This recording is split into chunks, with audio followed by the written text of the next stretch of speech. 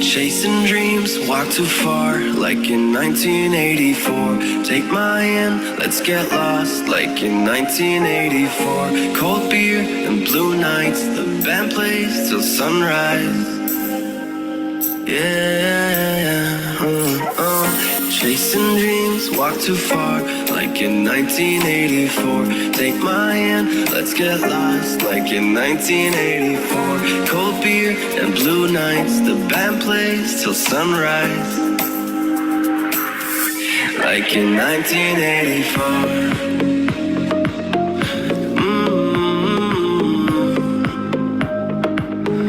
Like in 1984. Like in 1984. Back in 1984. Like in 1984.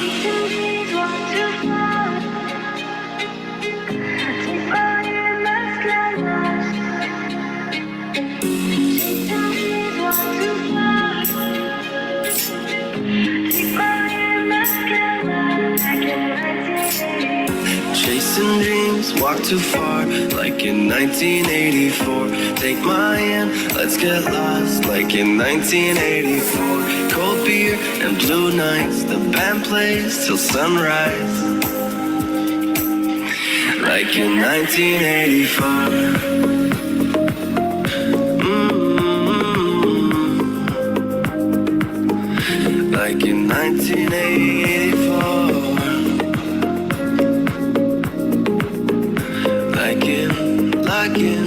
Like in 1984.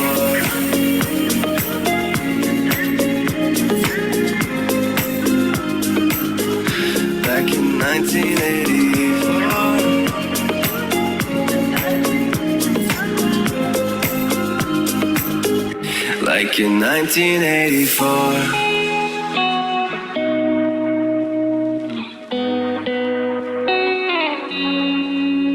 It's a long, long way from home. Still a long, long way to go.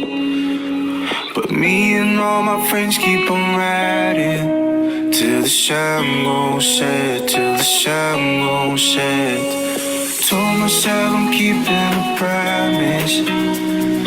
Run away and never look back. I just wanna chase every moment till the sun gon' set, till the sun gon' set.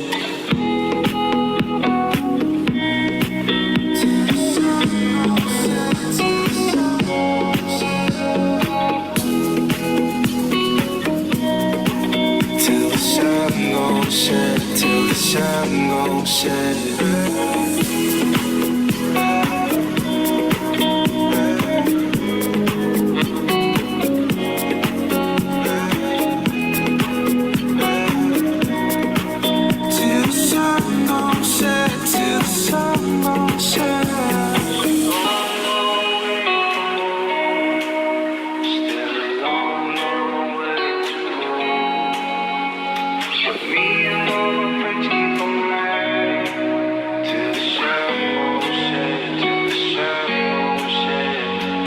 Told myself I'm keeping a promise. Run away and never look back. I just wanna chase every moment till the sun gon' set, till the sun gon' set.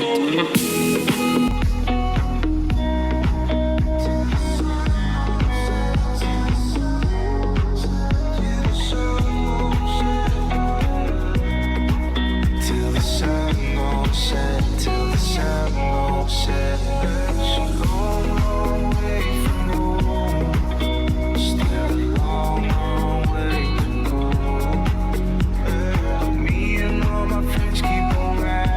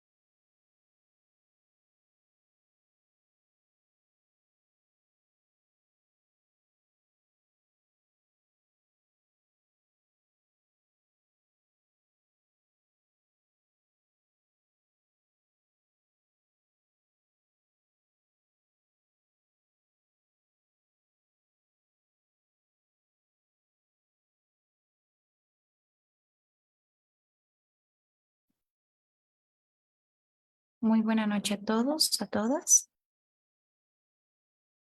Bienvenidos al cuarto día de la Semana del Estudiante 2023 en el Instituto Virtual de Estudios Superiores en Psicología. La conferencia el día de hoy, Sanando desde el Interior, abordando las raíces del trastorno de estrés postraumático. Le damos la bienvenida a la doctora Mariana Contreras Granillo, así también a nuestro director académico, el maestro Aarón Apodaca. Muy bien, para iniciar esta conferencia presentaremos la trayectoria académica de la doctora Mariana Contreras Granillo. Actualmente es residente del tercer año de psiquiatría en el Hospital General del Liste, doctora Matilde Petra Lafragua Montoya y egresada de la Escuela Mexicana de Medicina de la Universidad La Salle. Cuenta con una formación médica diversa que incluye cirugía, ginecología y obstetricia, pediatría, emergencias, medicina familiar y medicina interna. Ha realizado investigaciones sobre la relación entre las demandas académicas y los trastornos del sueño y el uso de sustancias en estudiantes de medicina. Su formación médica incluye certificaciones y cursos en áreas como el llenado correcto de difusión por la Organización Panamericana de la Salud, especialista en reanimación cardiopulmonar básica y avanzada por la Asociación Americana del Corazón y el certificado de Cambridge en inglés avanzado. Actualmente se encuentra cursando un diplomado en Medicina del Sueño en la Academia Mexicana de Medicina del Sueño. Es un honor contar con su presencia en IBES. Doctora, le damos la más cordial bienvenida y le cedemos el uso del micrófono y del espacio para su conferencia.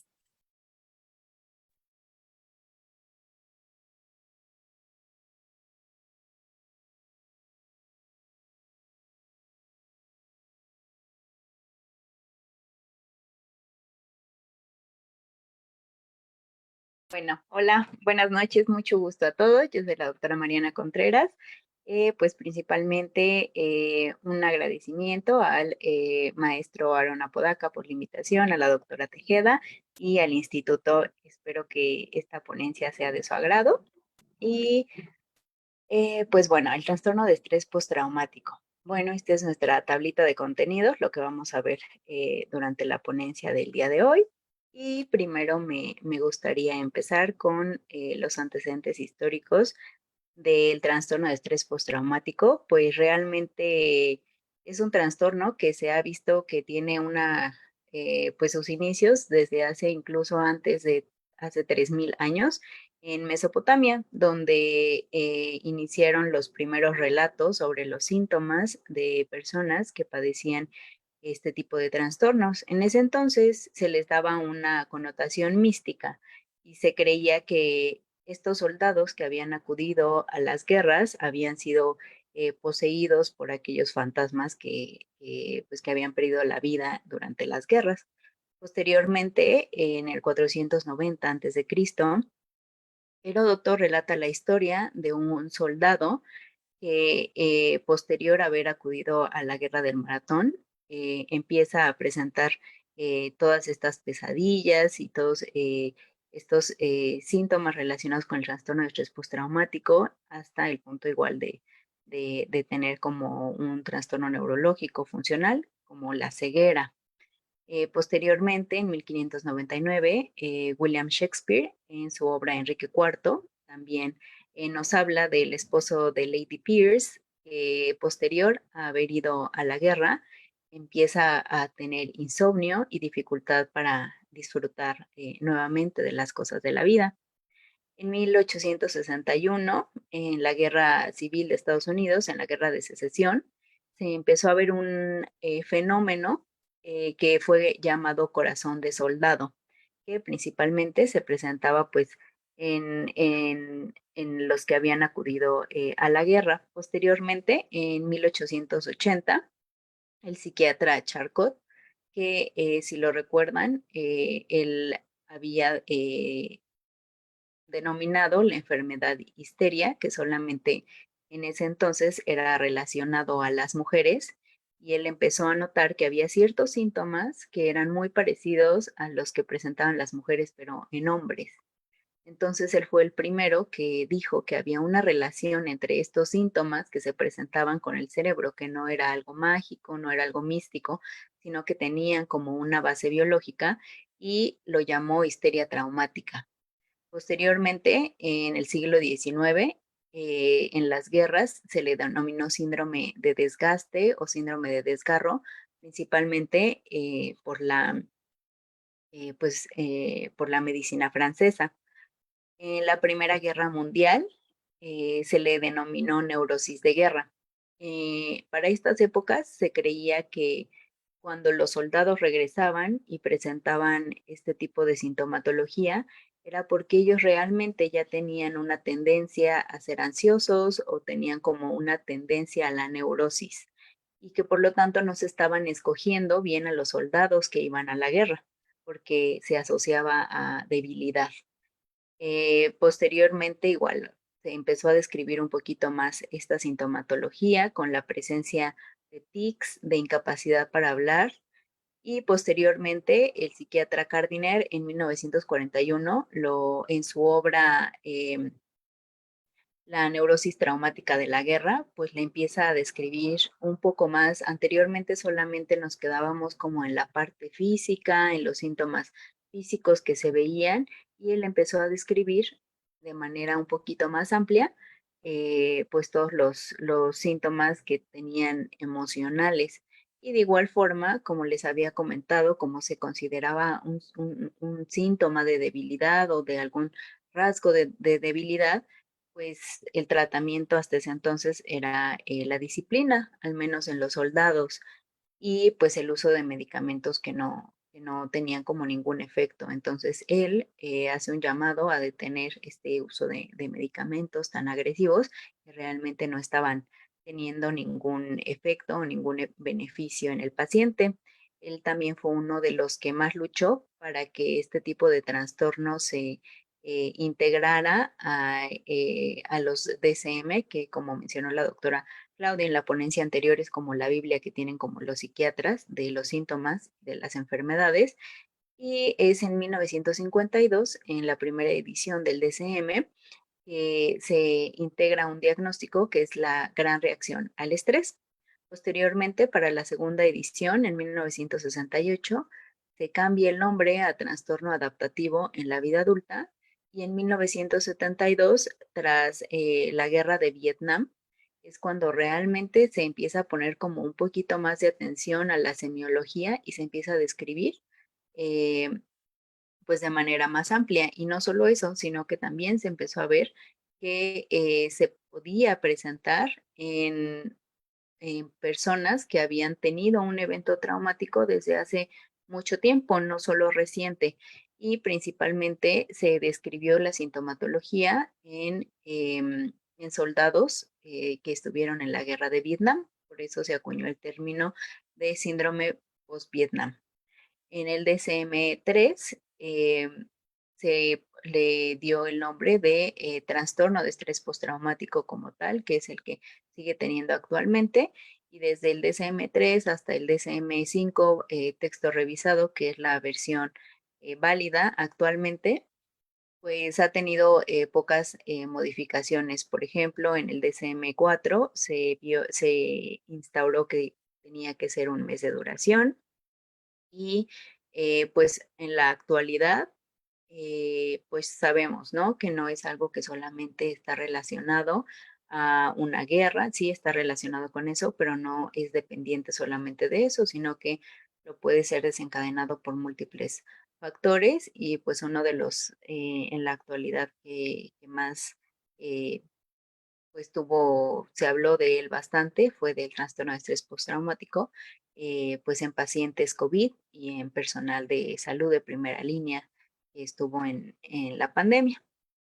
Bueno, ¿qué es el trauma como tal?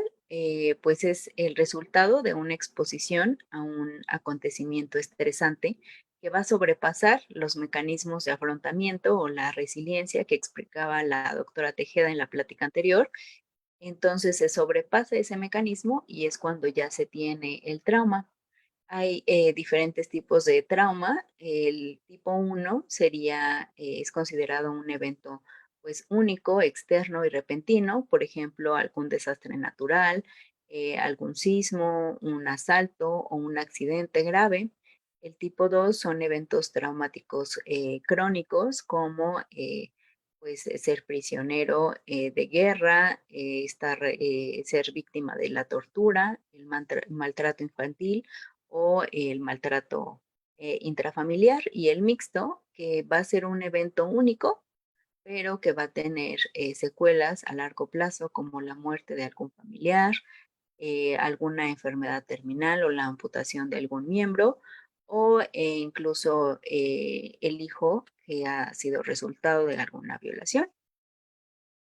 Bueno, todos tenemos una respuesta al miedo y es diferente en cada persona, pero las que están descritas en la mayoría de las personas puede ser un estado de shock, lucha o huida, parálisis y pues la agitación o la disociación como tal. Cuando nos presentamos a un trauma hay como un proceso. Pues primero es la respuesta al trauma, que por lo general se va a enfocar a un estado de supervivencia, a tener que salir del trauma, y es cuando tenemos la lucha o la huida. También puede haber en esta etapa un proceso de comprensión y de negación ante la situación que estamos viviendo. Posteriormente viene la liberación o el escape de la situación traumática y posteriormente viene el ciclo de recuperación. En el ciclo de recuperación podemos tener una etapa depresiva o también podemos tener una ira activa que puede ser dirigida hacia muchos focos. Puede ser la ira dirigida hacia nosotros mismos, ya que las personas tienen un periodo como de tratar de racionalizar el hecho, tratar de darle un porqué a lo que sucedió, y es cuando entonces nos empezamos a culpar a nosotros mismos, por qué salí a tal hora, por qué hice tal cosa, por qué fui a tal lado, si no lo hubiera hecho no me hubiera pasado.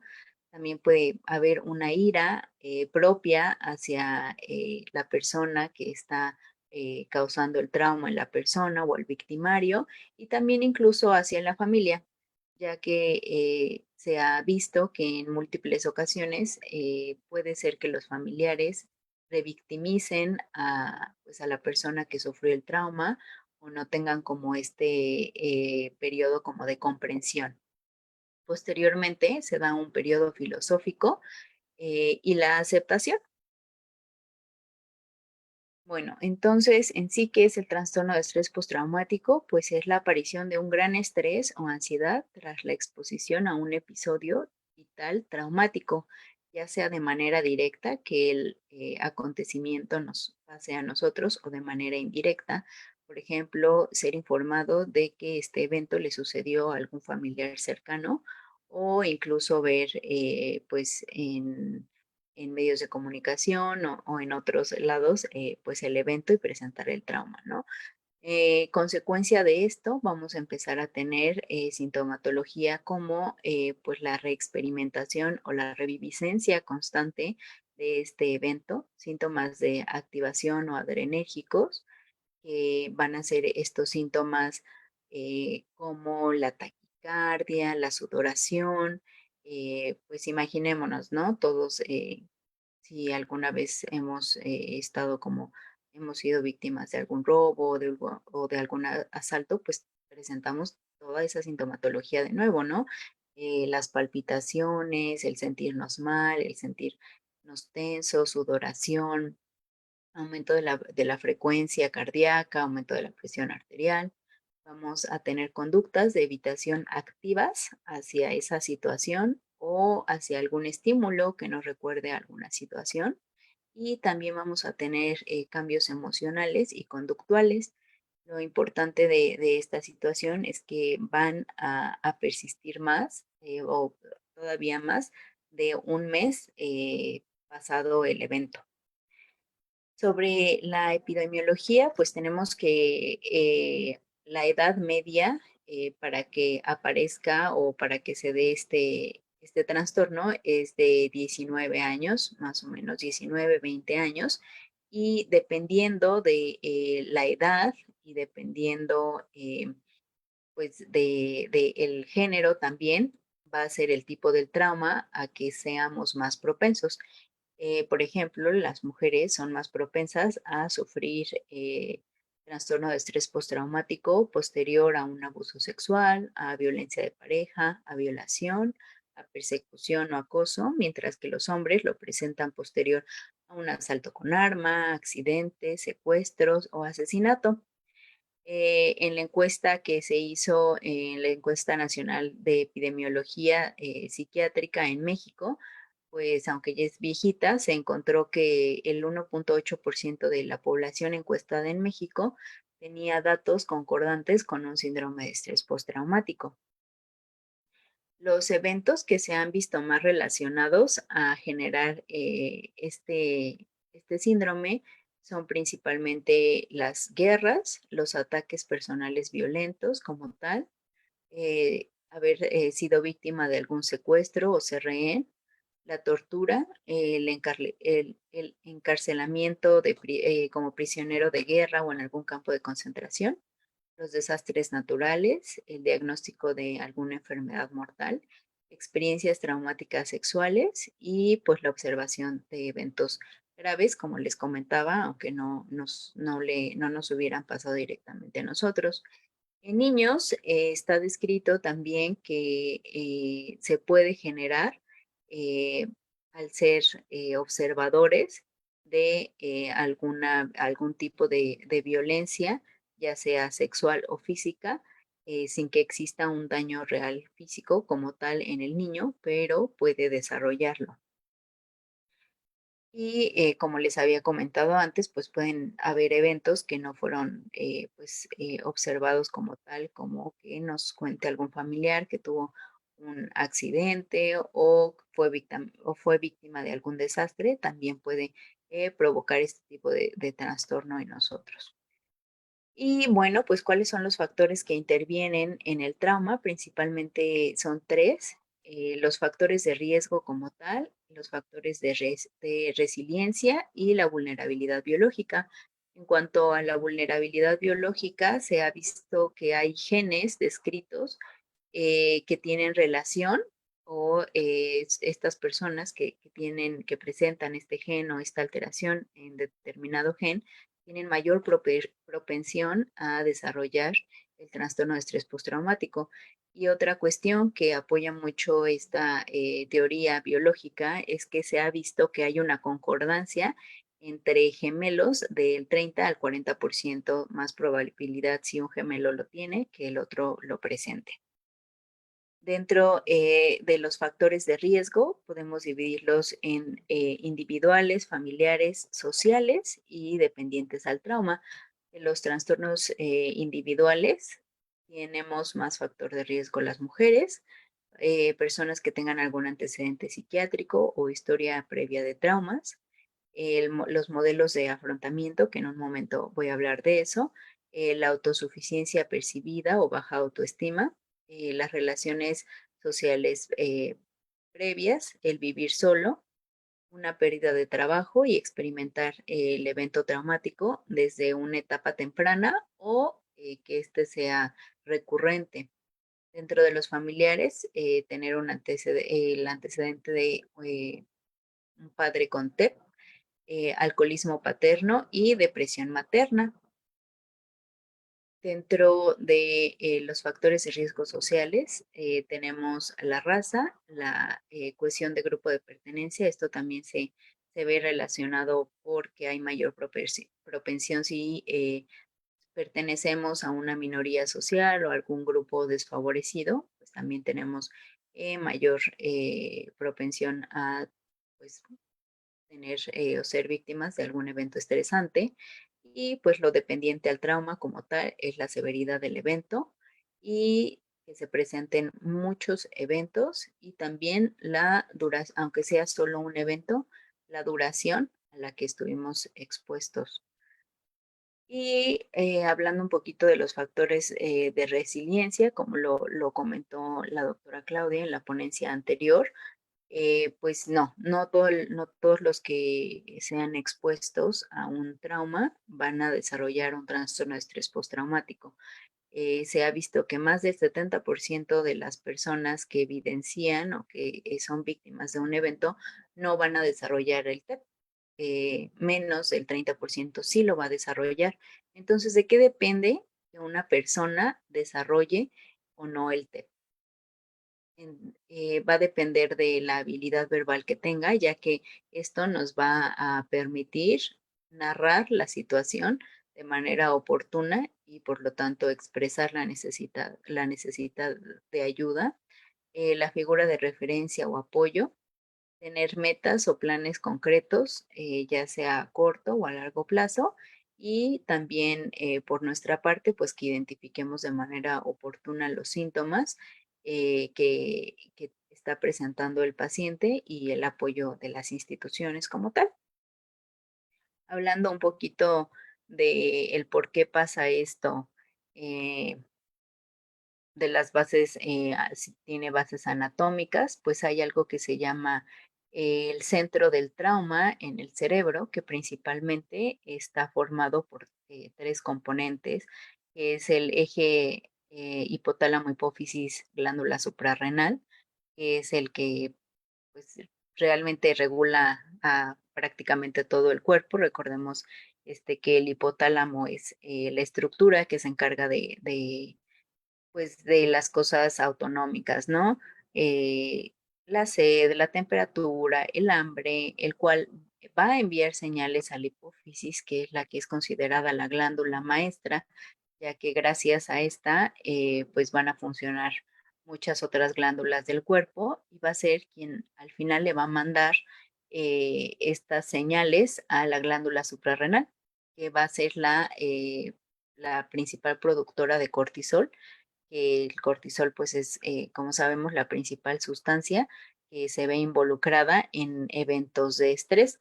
Normalmente, pues en cualquier persona tendría el que haya un aumento del cortisol en la sangre, pues en cualquier persona haría que el eje deje de funcionar, se detenga y ya no propicie que esté todo el tiempo pues secretando cortisol y que esté en un estado como de inflamación todo el tiempo. En estas personas que padecen de trastorno de estrés postraumático, realmente no se desactiva el eje. Entonces, es constantemente tener como esta excreción de cortisol, estar en un estado de inflamación constante. Igual recordando pues la amígdala, que es como la estructura que se encarga del procesamiento de las emociones y de controlar lo relacionado con las emociones. Se ha visto que en el trastorno de estrés postraumático crece y tiene una activación mayor a lo esperado. Por lo tanto, nos va a generar, pues, que estemos en hiperalerta, que podamos tener como en algunas ocasiones que nos paralicemos o que tengamos este estado de ánimo deprimido, apagado. Ujú. Y pues también tiene que ver con la activación autonómica, con todos estos síntomas que les decía, físicos. El hipocampo, la estructura que se ve más relacionada con la memoria, pues se ha visto que es al contrario de la amígdala. Esta va a tener una disminución en su volumen y va a disminuir su metabolismo.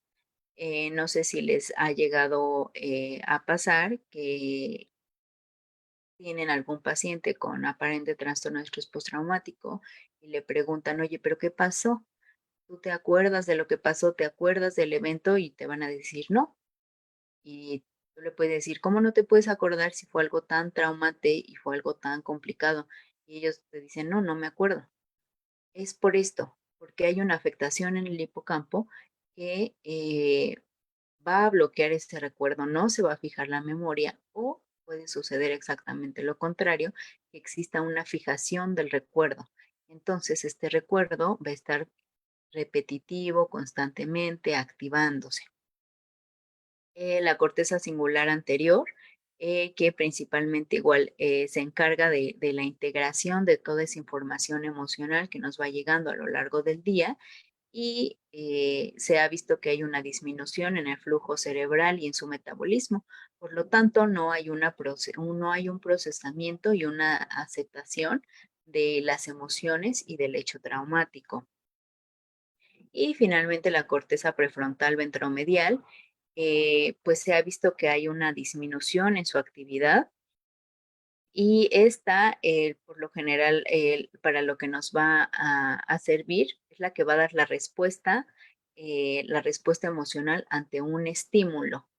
Entonces, cuando falla esta situación, no hay una extinción del miedo. La extinción del miedo es saber que, o sea, ya pasó el evento traumático, ahora estoy en un lugar seguro y sé que ya no me va a pasar nada. Cuando no existe esta extinción del miedo, aunque yo entienda que estoy en un entorno traumático y, por ejemplo, estoy viendo una película y viene algo que me recuerde al evento o algo que me dispare el recuerdo, de todos modos voy a reaccionar con toda la sintomatología florida, porque mi cerebro no está comprendiendo que ya no estoy en ese evento y que ahora estoy en un lugar seguro.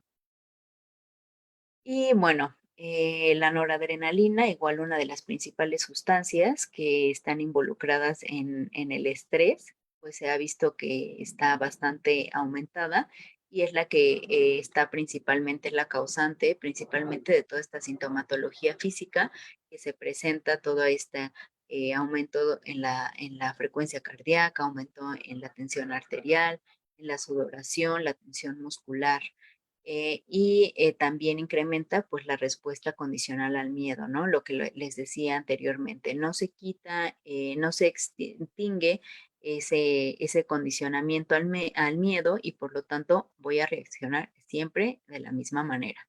La serotonina que ahí se ha visto involucrada, pues bueno, que se ve involucrada en tanto para la regulación de las emociones y la ansiedad, pues esta igual va a tener como una alteración y nos va a generar impulsividad, hostilidad, agresión, depresión o las memorias intrusivas. Una cosa igual importante de la serotonina es que es la que regula la melatonina, que como sabemos es la sustancia que tiene que ver mucho con el sueño, que tengamos un adecuado ciclo de sueño-vigilia y por lo tanto en estas personas va a haber una disminución de la melatonina y por lo tanto vamos a presentar insomnio, que es igual una de los síntomas característicos, ¿no? La dopamina, que también pues nos va a ayudar en el proceso emocional y en el proceso de los recuerdos, también ayuda a que no exista esta extinción del miedo.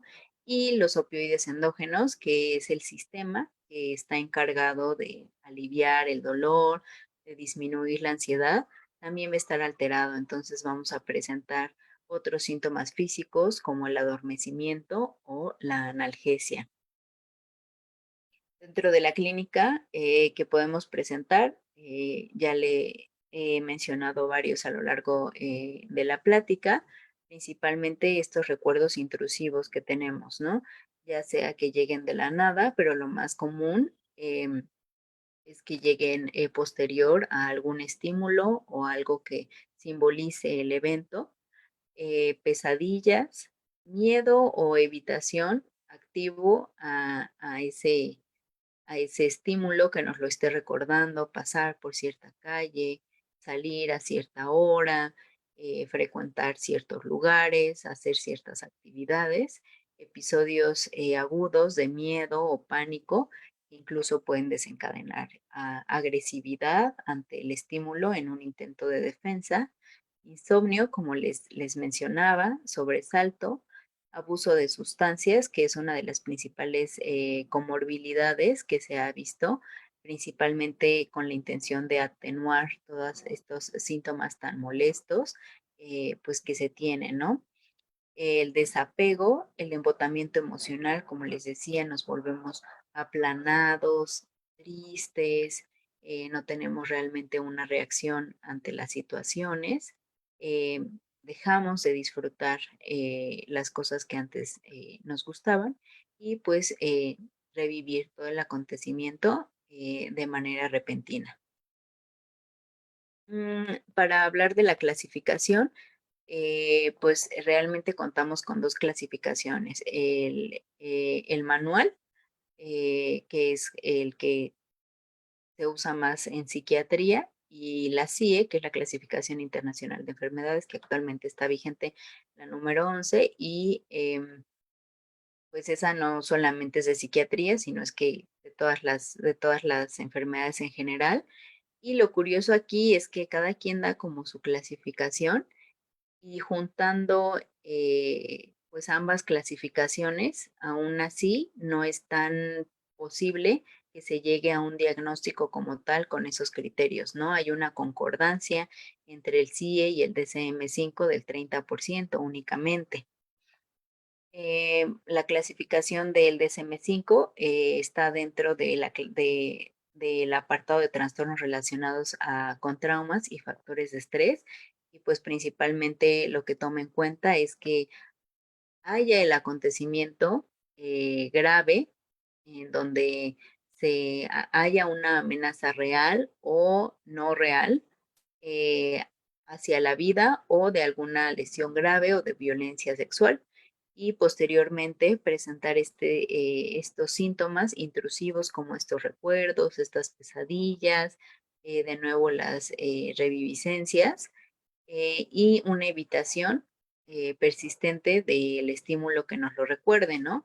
También vamos a tener alteraciones cognitivas y del estado de ánimo, como irritabilidad, tristeza, depresión, anedonia, y también síntomas cognitivos como alteraciones en la memoria, inatención, dificultades para la memoria pues declarativa, que es literal como tal explicar el acontecimiento que nos sucedió.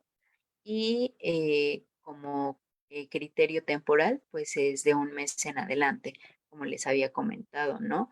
Puede haber una pues sí, una hiperactividad y una reactividad aumentada. Todo el tiempo estamos hipervigilantes, todo el tiempo estamos pues listos para atacar, para salir huyendo, estamos en miedo constante. Eh, todas estas sintomatologías van a generar un malestar, una disminución en la calidad de vida del paciente, y un deterioro, una disfunción en sus ámbitos laborales, sociales, y como tal, pues la alteración en el funcionamiento. Y esto no se puede ser atribuido como algún tipo de sustancia o alguna otra enfermedad médica, y podemos explicar si es o especificar si es con expresión retardada, que quiere decir que que los síntomas van a aparecer incluso en eventos que tienen más de 6 meses de que acontecieron. La diferencia en niños, principalmente en niños en menores de 6 años, es que puede ser que el acontecimiento traumático no le haya sucedido al niño como tal, sino que le sucedió a su cuidador primario o a sus padres. Y pues igual la sintomatología que van a tener o los criterios que se van a tomar en cuenta es que tenga este recuerdo intrusivo, espontáneo. Muchas veces ese recuerdo que tienen no va a ser un recuerdo angustioso, o no va a ser un recuerdo que cause gran malestar en el niño, porque muchas veces realmente no se está entendiendo el contexto de la situación, como por ejemplo en un abuso sexual, cuando los niños tienen, pues fueron víctimas de algún tipo de tocamientos o algo así por algún familiar cercano, y ellos realmente no entienden qué fue lo que sucedió. Ellos te explican que sí sintieron como cierta como angustia, malestar, como incomodidad en ese momento, pero realmente no entendieron bien lo que estaba pasando. Y muchas veces donde nos podemos dar cuenta es en el juego. Ellos, la forma principal para todo que tienen de expresarse, pues es a través del juego, y es ahí donde muchas veces los padres se dan cuenta porque el niño repite las acciones de la persona que abusó de ellos o de su victimario. También puede tener como este tipo pues, reacciones disociativas en los cuales él cree que está viviendo nuevamente el evento y presenta toda esta sintomatología autonómica nuevamente, puede tener sueños o pesadillas angustiosas, malestar psicológico y las reacciones fisiológicas que ya hemos comentado. Pues síntomas de evitación persistente, evitar constantemente el estímulo o lo que nos recuerde a ellos, y también pueden tener alteraciones cognitivas como tristeza, disminución pues en lo académico, estar apagados, aplanados, ¿no?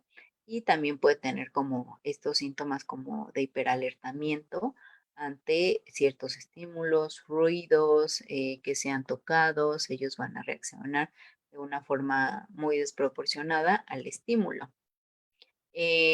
Sobre la clasificación internacional, pues son criterios mucho más cortitos y menos específicos, lo que igual muchas veces va a dificultar como el diagnóstico para la persona que no es como tiene tanta experiencia en el diagnóstico, y pues va a ser, se va a desencadenar de igual forma tras un evento extremadamente amenazante, y aquí solamente nos menciona como 3 criterios, ¿no? Volver a experimentar el evento con las reviviscencias o los recuerdos intrusivos, evitar pensamientos y recuerdos, y pues la percepción persistente de que hay una amenaza, ¿no? Continuar con esa hipervigilancia o con sobresaltos ante los estímulos.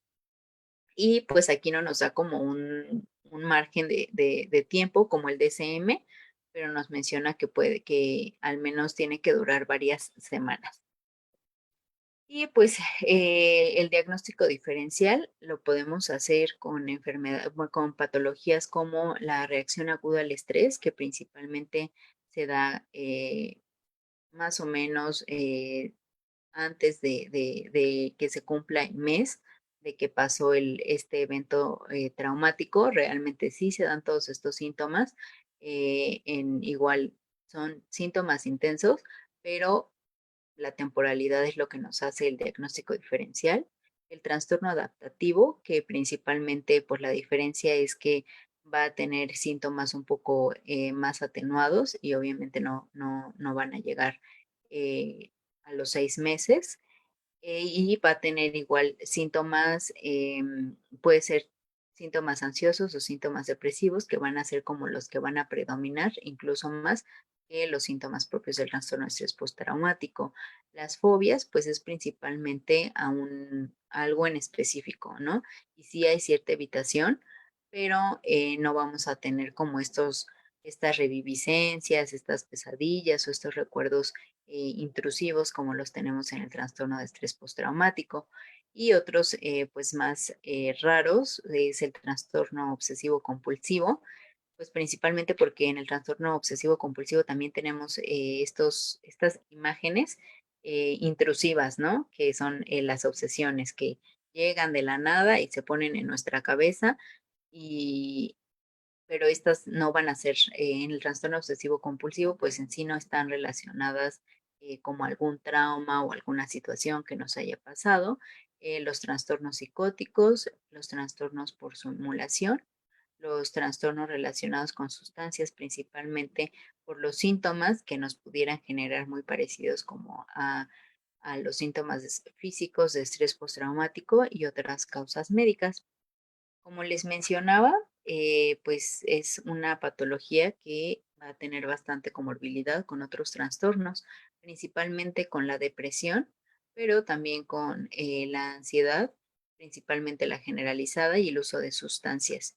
Va a generar una discapacidad grande, e incluso, como vimos en la plática anterior de la doctora Tejeda, pues va a tener un impacto a largo plazo en nuestra salud. Se ha visto que las personas que presentaron trastorno de estrés postraumático tienen una relación directa con una muerte prematura por alguna enfermedad cardíaca, y también pues muerte prematura por suicidio. El pronóstico como tal, pues más o menos, o sea, no todos van hacer un trastorno de estrés postraumático crónico. eh, Está más relacionado lo crónico si el trauma se experimentó a una edad temprana y pues solamente el 25% de los casos de exposición tardía van a presentar trastorno de estrés postraumático. Los demás, no. Y como les había comentado antes, hasta el 78% de las personas expuestas al trauma no van a desarrollar el trastorno. Dentro de las escalas, pues hay muchas para diagnosticar o para tratar de darnos una idea si alguna persona tiene o guiarnos si tiene trastorno de estrés postraumático. Principalmente les puse dos. La PSL-5, que es una escala chiquita, rápida, que puede contestar el paciente solito en 5 o 10 minutos. Él lo puede responder sin necesidad de que sea aplicada por un clínico y pues principalmente nos va a servir para monitorear los síntomas desde el tratamiento, nos va a ayudar como a ver si tenemos como una mejoría en el tratamiento antes y después y también realizar un diagnóstico presuntivo. Si no estamos tan seguros, pues, y no tenemos mucho tiempo, pues este sería lo ideal. Y pues principalmente toma en cuenta, está basado igual en el DSM-5 y principalmente las preguntas que hace son relacionadas a los criterios con el DSM-5, como los recuerdos, los sueños, el sentirse constantemente estresado, tener estas reacciones de ira o de enojo, tener reacciones físicas ante el estímulo, evitar los recuerdos o evitar lo que nos recuerde a esta acción. También tener culpa y también si pregunta si nos sentimos separados o distantes de las personas que nos rodean, por esto igual del embotamiento afectivo o incluso si tenemos conductas autolesivas o de riesgo. Y también está la escala aplicada por clínicos, que pues es como la más recomendada. Hasta el momento es la prueba considerada el estándar de oro para el diagnóstico de síndrome de estrés postraumático y valorar los síntomas en la última semana. También está basada en el DSM-5, pero esta toma una duración aproximada de 30 minutos. Siempre tiene que ser aplicada por un clínico y esta no solamente nos va a tomar en cuenta, si se dan cuenta, la anterior nos preguntaba, ¿no? No del todo, un poco, moderado. Y esta no solamente nos va a preguntar la frecuencia, si lo tenemos varias veces a la semana, varias veces en el día, sino que también nos va a preguntar la intensidad de cada síntoma, desde nulo, leve, moderado, grave o extremo, que puede llegar a ser incapacitante. Y pues ahorita yo les pongo aquí el resumen, pero pues realmente sí es un test bastante largo de 2 páginas, 3 páginas, y pues sí se lleva bastante tiempo. Y pues hablando un poquito del tratamiento, pues el tratamiento no farmacológico, lo principalmente que se ha visto, pues es la terapia cognitivo-conductual, que implica que se le dé una adecuada información al paciente, no solamente verbal, sino que sea una información por escrito que el paciente pueda tener a la mano para pues, su revisión o para su recuerdo en distintos momentos, que se le dé la oportunidad de estar con pares o que hayan estado expuestos a situaciones similares o que también sufran de estrés postraumático. También que se le dé la atención integral a la familia y pues que se le dé como un abordaje más completo y más extenso. La terapia de exposición como tal, pues no, sí, pues está descrita, ¿no? Que se usa, pero como tal actualmente ya no se considera que tenga mayores beneficios el exponer a la persona nuevamente pues, al estímulo, ¿no? La terapia narrativa, que igual involucra, pues, no tanto ver el estímulo o no tanto explicar qué fue lo que sucedió en la situación, sino actualmente cómo lo está viviendo y qué es lo que espera para a qué punto desea llegar con la terapia, ¿no? La terapia de aceptación y compromiso y la de sensibilización y reprocesamiento de movimientos oculares, que esta es como contar el suceso en lo que nos mantenemos distraídos viendo objetos en movimiento y lo que se procura como o el objetivo de este es como un poquito como desvincular eh, esta reacción que se tiene o esta respuesta al evento como tal. Del tratamiento farmacológico, principalmente las guías nos comentan sobre los antidepresivos inhibidores selectivos de la recaptura de serotonina, como les decía, que es uno de los principales eh, pues neurotransmisores que están involucrados en la fisiopatología del trastorno de estrés postraumático. No se ha visto realmente que si una persona sufra algún evento traumático y en ese momento se le empiece el tratamiento con antidepresivo, pues realmente no va a tener un efecto preventivo, sino que se aplica posteriormente ya cuando empezó la sintomatología. Otros tipos de medicamentos que también se ha visto, pero con menor evidencia, la risperidona y el Mira, topilamato, Pablo, tú me dijiste que no les hiciera raya. principalmente con si hay pesadillas, por ejemplo, importante, ¿no? Evitar como las benzodiazepinas, el clonazepam, el alprazolam, súper común, ¿no? Que pasa algún evento traumático, por ejemplo, a alguna mamá le dan la noticia de que su hijo está mal, de que su hijo falleció y muy súper común que alguien en la familia diga así como de, tómate este clonazepam, ¿no? Para que estés tranquila y puedas dormir bien.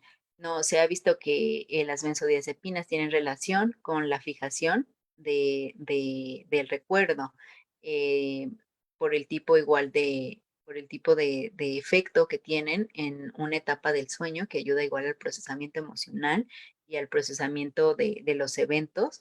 Entonces bloquean esa etapa y también ayuda a que se fije, a que se fije ese recuerdo, ¿no?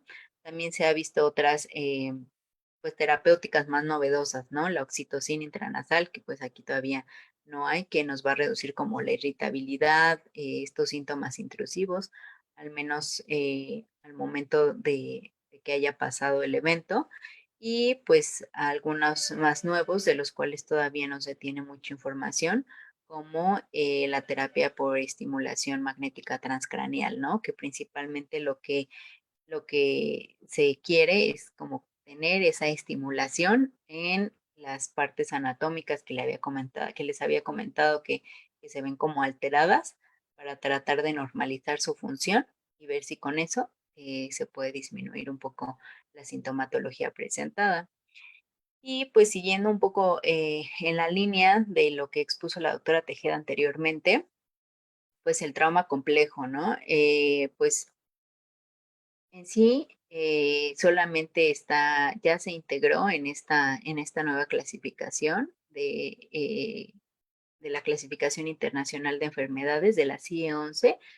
No está como tal clasificada en el DSM-5, incluso en la versión, en el texto revisado, aún no aparece como tal, pero se busca separar del trastorno de estrés postraumático. Antes se consideraba como una rama del trastorno de estrés postraumático, pero sí se ha visto, obviamente tiene como el inicio es como parecido, pero realmente a largo plazo tiene otro tipo de sintomatología que tal vez no es tan presentada por el trastorno de estrés postraumático como tal y que lo hace una entidad completamente diferente.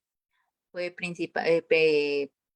en un inicio fue descrito en 1992 por Jude Herman y pues lo llamó trastorno de estrés postraumático complejo o trastorno de estrés extremo no especificado de otro modo. Principalmente se explicó como el síndrome de la mujer maltratada, porque se describía en pacientes que habían sido víctimas de violencia intrafamiliar durante mucho tiempo. Entonces, la característica que tiene el trastorno de estrés postraumático es que va a ser una exposición prolongada, repetida y extensa a acontecimientos traumáticos. Por eso se asocia mucho al maltrato crónico, al maltrato infantil y pues en sí como tal al maltrato de pareja, ¿no? Entonces la diferencia entre el trastorno de estrés postraumático y el trastorno complejo es que se va a ver que hay como un trastorno del yo como tal, entonces va a haber una disregulación afectiva, va más grande incluso que estos síntomas intrusivos, que estos síntomas de pesadillas, más bien es pues esta alteración como tal en el yo, va a haber un autoconcepto negativo, va a haber una dificultad para las relaciones interpersonales, va a haber un apego desorganizado y pues como les decía, ¿no?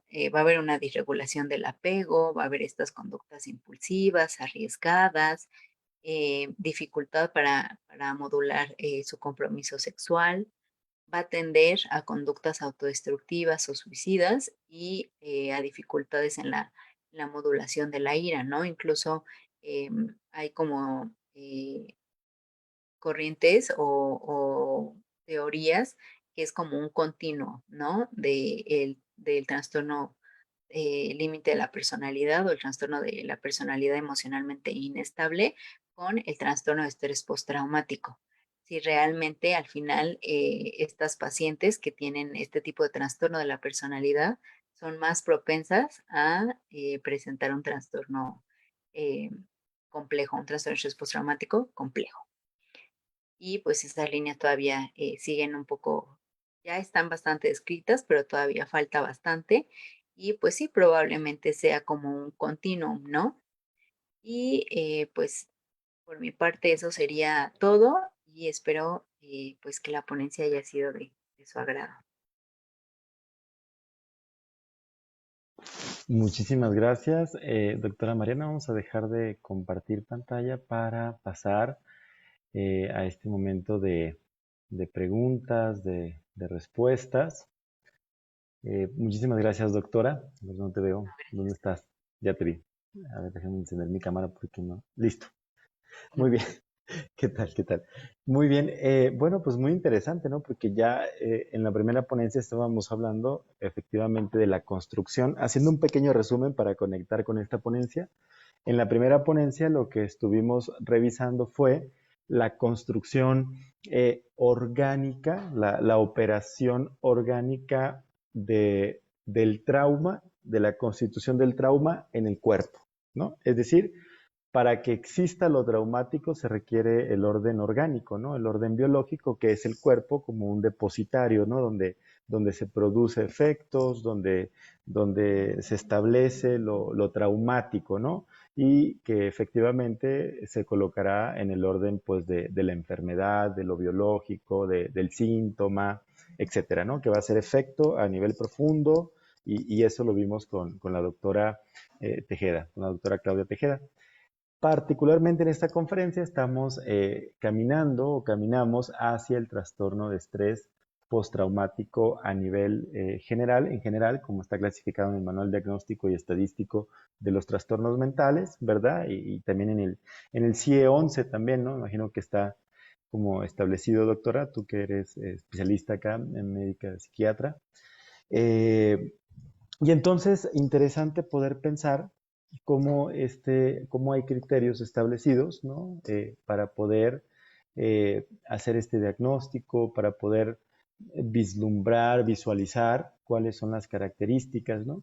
Y todavía aún más, yo particularmente, por ejemplo, yo no sabía que trastorno de estrés postraumático complejo, es decir, hay algo más todavía, ¿no? Y poder pensar en esta cuestión de lo complejo nos habla de la subjetividad de cada persona, es decir, del dolor de cada persona, que no solamente basta lo traumático como tal, sino lo que complejiza a nivel psíquico, a nivel psicológico, a nivel profundo, en la mente, en la psique, esta complejidad de ser humano, ¿no? De vincularse, de nacer en una familia, de tener un padre alcohólico, de sufrir algún tipo de problemática específica, ¿no? Entonces es súper, súper interesante. Este día jueves ha sido un día como para aterrizar todas esas cuestiones a nivel psiquiátrico, a nivel médico, ¿verdad? Y bueno, está el micrófono abierto para poder aportar, para poder comentar. ¿Alguien tendrá alguna duda, algún punto de vista, alguna pregunta que quiera realizar? Pues la doctora está aquí con apertura para dar seguimiento. También, pues, ¿qué les pareció, etcétera? Adelante, no se cohíban y les escuchamos.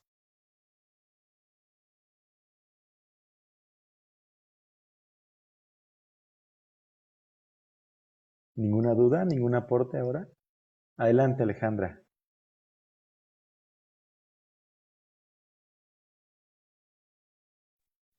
Ya, gracias.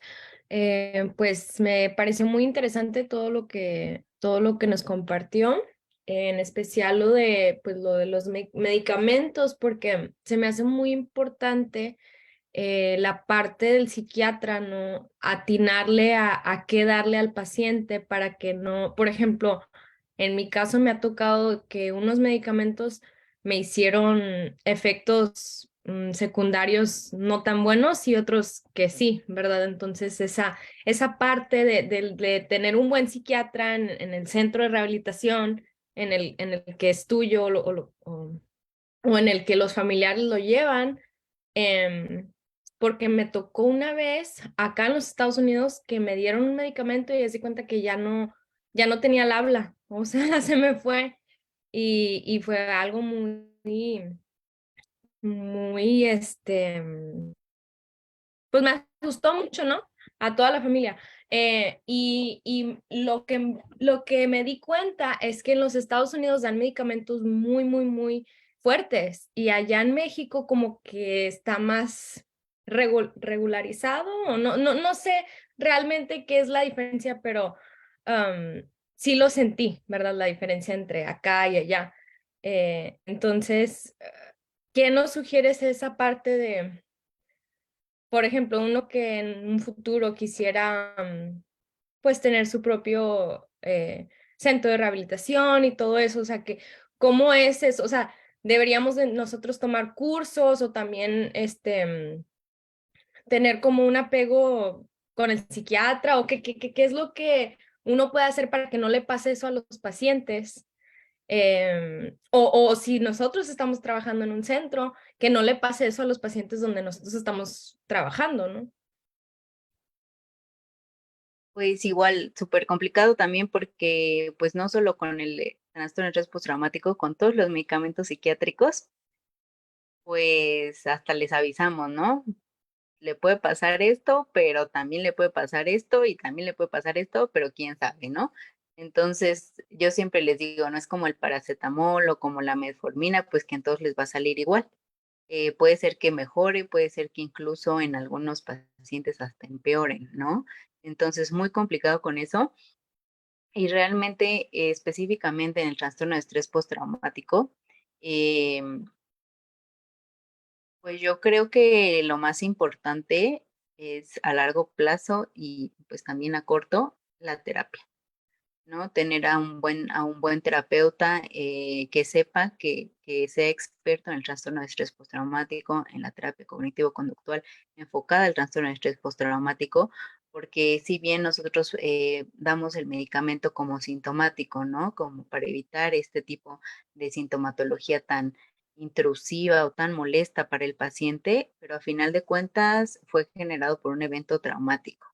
Y eso es lo que se tiene, pues a largo plazo que solucionar, ¿no? Esa extinción del miedo, como les decía, no lo va a hacer nadie más que un psicoterapeuta, ¿no? Entonces siempre de la mano y súper importante, eso a final de cuentas el medicamento tarde o temprano se va a quitar, pero lo que va a hacer los cambios a largo plazo va a ser la psicoterapia. Y la sugerencia sería empezar, por ejemplo, a veces empiezan con lo fuerte, ¿no? Sería moderar, o sea, ir aumentándole o ir bajándole, o sea, ¿cómo? Es mi pregunta, o sea, ¿cómo sabes? Pues sí, principalmente lo que se toma mucho en cuenta para todo, para ver el inicio de un fármaco, es el grado de disfunción y el grado de malestar que ya le está generando en el paciente. Si es una disfunción o un malestar muy grande, ya no duermo, ya no como, ya no puedo salir a la calle, pues sí, realmente la psicoterapia va a tardar tiempo en hacer su efecto, ¿no? Entonces, pues le metemos el fármaco, ¿no? Con la intención de que la persona pueda recuperar un poquito su funcionalidad y su calidad de vida, ¿no? Si los síntomas de plano son muy angustiosos, siento que se me está saliendo el corazón, ya no puedo respirar, me estoy ahogando. Entonces, en ese momento necesitamos algo que lo ayude ya, en la crisis. Entonces, en ese momento, usamos el fármaco. Muchas gracias. Muy bien, muchísimas gracias. Tenemos a Claudio Hernández con otra pregunta. Adelante, Claudio, y luego Aurora. Gracias, doctora. Buenas noches. Mi pregunta es la siguiente.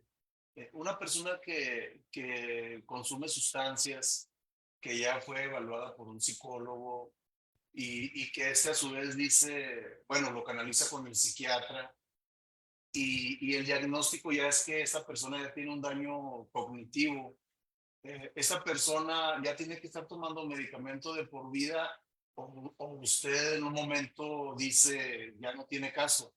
O sea, ya nada más su calidad de vida o de por vida sí le ayuda en algo el seguir tomando esos medicamentos. Sí, en muchas ocasiones sí se va a requerir el medicamento por siempre, o sea, pues sí, de por vida, ¿no? Principalmente si tenemos como a una persona que está pues reaccionando agresivamente o como usted dice, ¿no? Que por el uso de sustancias ya tiene cierto deterioro y que por lo tanto no va a tener como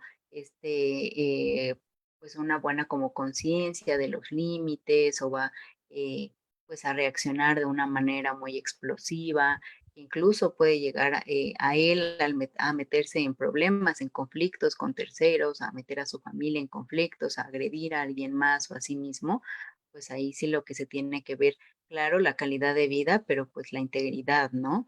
La integridad del paciente, de terceros y también, no, el chiste no es tenerlo como dormido todo el tiempo, dopado, ver igual eso de su calidad de vida, pero sí, en ocasiones, desgraciadamente, sí se va a necesitar, ¿no? Y también, como mencionaba antes la doctora Tejeda y yo en la ponencia, pues igual súper importante la familia, ¿no? Puede llegar a ser, pues el paciente requiere ese apoyo, ese grupo, pues de apoyo y en muchas ocasiones si no hacemos algo, pues la familia literalmente, o sea, se quema, se termina la familia, se termina la paciencia, se termina el cuidado, e incluso es como hasta un ciclo vicioso, ¿no? Empiezan a tratar mal a la persona, empiezan a relegarla, los corren de sus casas, ¿no? Entonces el chiste es fortalecer a la persona de todos lados para, pues, para tratar de que llegue, pues, al mejor término. Muchas gracias, doctor. No, gracias. Bien, tenemos a Aurora Gutiérrez. Adelante. Hola, buenas noches, doctora. Buenas noches. Ahorita que estaba todo exponiendo los síntomas de cómo se da este síntoma, yo caigo en cuenta ahora que en pandemia me sucedió algo similar. Estábamos pasando por una situación de un familiar que falleció, una de mis hermanas se enfermó de COVID, la internaron, falleció, pero al mismo tiempo mi mamá se internó con ella misma, ¿no? Mi mamá sale y pues mi hermana no logró salir de la enfermedad. Justamente en esos días yo recuerdo haber tenido todos esos síntomas de estrés, de taquicardia, pero yo no lo relaciono, o sea, ahora lo relaciono con lo que usted me está diciendo, pero en el momento yo hasta pensé que también me estaba enfermando de lo del COVID, ¿no? Porque se supone que eran algunos de los síntomas y tuve también alguna discusión con una de mis hermanas, o sea, todo se me juntó, todo, yo no tuve así como una tensión, mi pregunta es, después de usted pone un cierto tiempo de lo que puede suceder después o durante, ¿no? Yo digo, no sé si todavía lo tengo, porque ya han pasado 3 años, pero lo que a mí me hizo como explotar más en ese momento fue una discusión que tuve con una de mis hermanas que aún vive en esos días precisamente. Entonces, yo ahora o sea, la verdad es que he llegado en el momento de ya no hablar con ella porque siento que de repente me llega esa ansiedad otra vez o empiezo yo mal, pero nada más es precisamente con ella. No sé si usted me puede recomendar si es que lo tengo aún o aparte la terapia o cómo lo podría yo manejar si es que se sigue asociando eso de mi hermana con lo de esos días. Gracias. Ok, sí, pues probablemente igual sea más relacionado con que recuerda el estado emocional en el que estaba en ese momento, ¿no?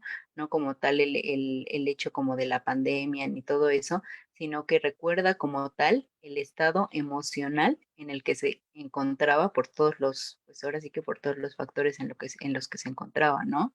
Entonces, principalmente yo creo que en su caso en específico sería importante igual, ¿no? La psicoterapia, ¿no? Ver, ir un poco, nosotros le llamamos desensibilización o resignificación de estos síntomas, ¿no? Ver realmente por qué se está dando y entonces ver, identificando la causa como tal, que muy probablemente sea el recuerdo de esa situación en la que estaba, de cómo se sentía en ese momento, con esa angustia, con esa frustración, y entonces darle un significado diferente para así como que extinguir esa asociación que hay. Nada de que gracias. Muy bien. ¿Tenemos alguna otra pregunta, algún otro comentario? Muy bien. Si no hay comentarios, bueno, pues agradezco muchísimo, doctora, tu participación. Adelante, Al profesora contrario. Vanessa. Muchísimas gracias a cada uno de ustedes por su participación, por su asistencia a estas conferencias. Para finalizar, compartiremos el reconocimiento por su valiosa participación a la doctora Mariana Contreras Granillo. Muchas felicidades y muchas gracias por su excelente participación en IBES. Al contrario, muchas gracias. Muy bien. Es un reconocimiento por su valiosa contribución como expositora durante la Semana del Estudiante 2023, mismo reconocimiento que le será entregado de forma personal, doctora. Muchísimas gracias a todos. Con ello finalizamos esta sesión.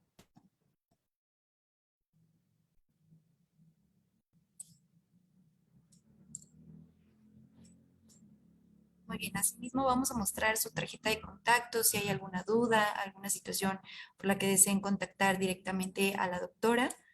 Con mucho gusto. Me parece que nos proporcionó su correo electrónico. Muy bien. ¿Le gustaría agregar algo más, doctora?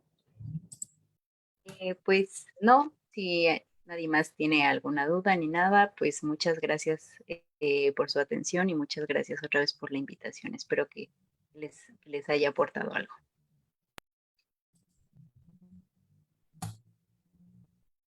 Muchísimas gracias. Que pasen una excelente noche. Buenas noches a todos. Gracias, doctora Mariana, por tu ponencia.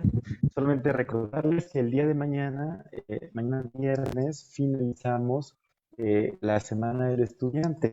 Mañana viernes finalizamos la Semana del Estudiante. Tenemos por la mañana, a las 11 de la mañana, tenemos el día de mañana a la maestra Elizabeth González. Ella nos va a hablar sobre arte como terapia, ¿no? Explorando su papel en el tratamiento y recuperación de las adicciones. A las 11 de la mañana es la conferencia el día de mañana, 11 a.m. Y por la tarde, a las 6 de la tarde, vamos a hablar sobre comunidades terapéuticas y sobre casas, proyectos de medio camino. Va a estar un proyecto que está a cargo de un psicólogo, En San Miguel de Allende, por cierto, está la Casa de Medio Camino y van a presentar el proyecto, la experiencia que se ha podido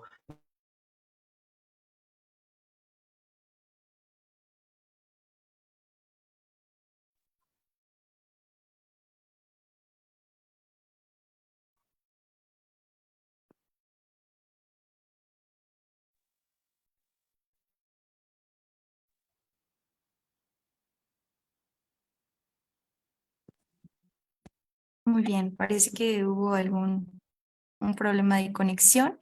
Sí, les comentaba el maestro Aarón que el día de mañana pues continuamos con estas ponencias. De igual manera son temas muy interesantes. Por la mañana tenemos la primera ponencia de 11 de la mañana a 1 de la tarde. La segunda ponencia será de las 6 de la tarde, hora Ciudad de México, a las 8 de la noche. Y la última, con ella estaremos finalizando esta semana de... Ay, me sacó también a mí. No, sí la escuchamos. Sí la escuchamos. Profesora, sí la escuchamos.